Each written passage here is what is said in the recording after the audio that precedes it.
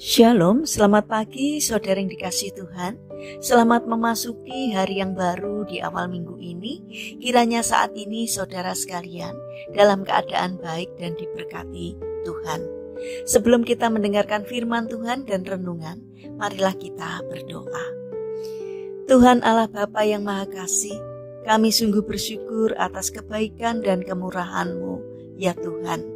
Karena Engkau Tuhan yang selalu memberkati dan melindungi kami, sehingga kami pada pagi hari ini dalam keadaan baik. Terima kasih Tuhan atas setiap penyertaan-Mu, sehingga kami selalu merasakan pertolongan Tuhan.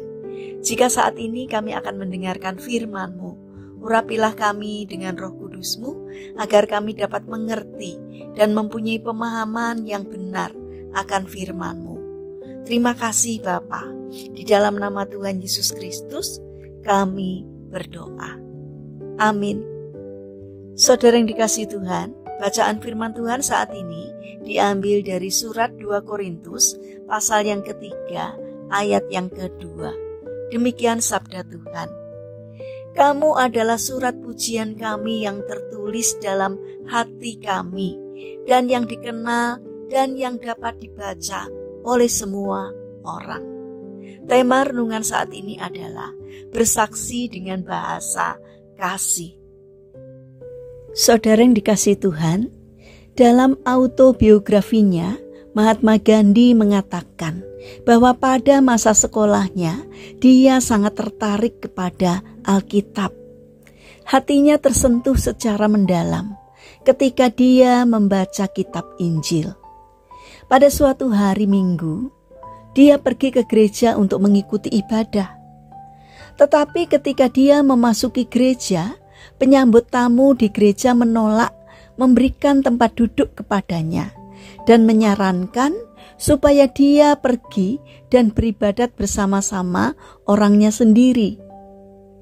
Mahatma Gandhi akhirnya meninggalkan tempat itu dan tidak mau kembali lagi.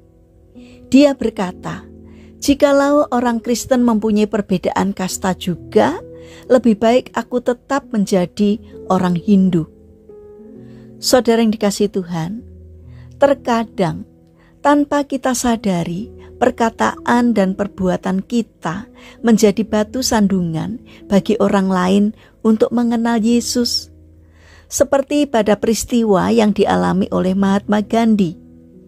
Banyak pengikut Yesus yang sikap hidupnya kadang tidak sesuai dengan yang diajarkan oleh Yesus. Apa yang didengar dan yang diketahui hanya dalam batas teori. Padahal iman harus dipraktekkan secara nyata. Iman harus dihidupi. Ajaran Kristus tentang mengasihi harus dipraktekkan. Sebenarnya ada banyak kesempatan bagi kita untuk memperkenalkan kasih Yesus, tapi sering hal itu terlewat begitu saja.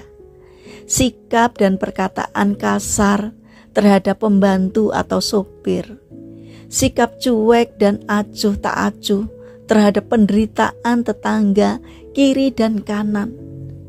Terkadang hal itu membuat mereka benci dengan kekristenan.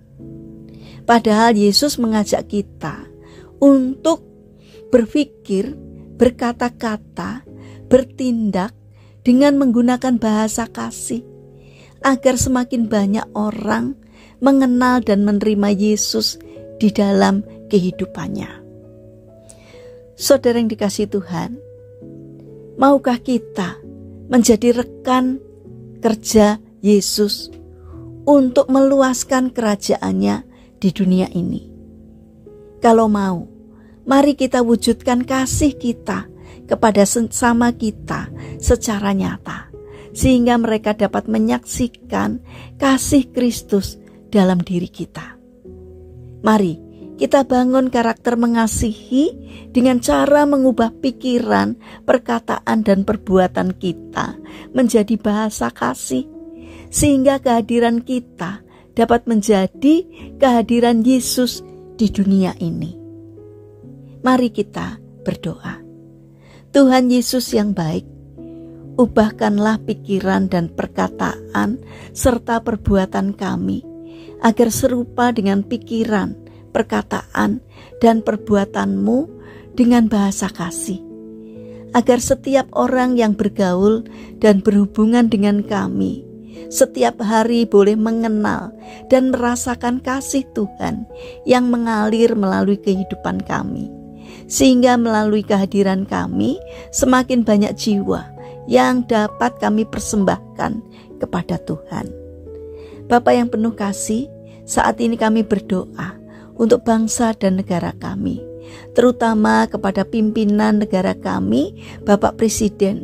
Berikanlah hikmat-Mu ya Tuhan, agar di dalam memimpin negeri kami, di dalam setiap keputusan yang diambil, seturut dengan pimpinan Tuhan. Berikanlah pertolongan kepada bangsa kami, agar dapat berpikir dan bertindak secara bijak, berusaha untuk mengutamakan kepentingan orang banyak, bukan memikirkan kepentingan atau kelompoknya sendiri.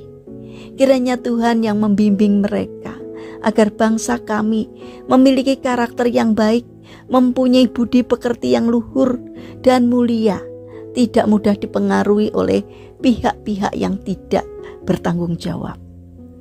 Bapa kami yang baik, kami mendoakan bagi saudara-saudara kami yang mengalami permasalahan dan kesulitan hidup. Kiranya Tuhan membimbing mereka, sehingga mereka mampu menemukan jalan keluar. Dan kami memohon kiranya Tuhan berkenan hadir untuk menolong dan memberkati mereka. Bapa yang penuh kasih, kami ingin menyerahkan untuk setiap rencana aktivitas kami hari ini kepadamu. Sertai kami dalam menjalankan karya kami hari ini, sehingga apapun yang kami lakukan boleh mendatangkan berkat bagi sesama kami. Pada saat ini kami berdoa untuk saudara-saudara kami yang terbaring sakit atau lemah fisik. Kami mohon belas kasih dan kemurahan-Mu. Kiranya Tuhan berkenan hadir untuk menjamah dan menyembuhkannya. Terima kasih Tuhan atas setiap kebaikan-Mu. Dalam nama Tuhan Yesus Kristus kami berdoa. Amin. Puji Tuhan, saudara yang terkasih, kiranya firman Tuhan dan renungan hari ini dapat menjadi berkat bagi kita semua. Haleluya.